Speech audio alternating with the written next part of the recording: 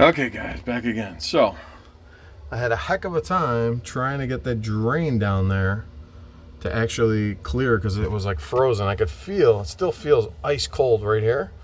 And I'm assuming that that is, the pipe goes down and turns and then goes down. At least that's what it seems like, because I put something from the backside up and it wouldn't go all the way up. So that's the way it appears to be.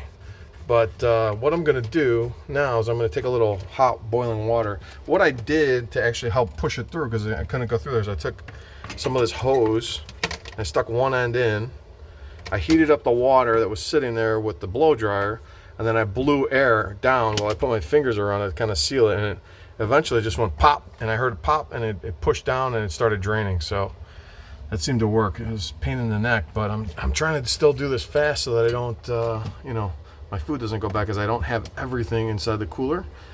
So I'll be back. Actually, I got some hot water coming right now. Maybe I'll pour some down there, show you guys.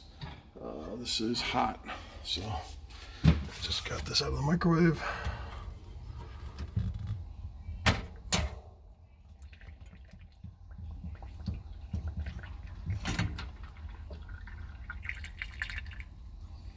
Run a little bit of that down there.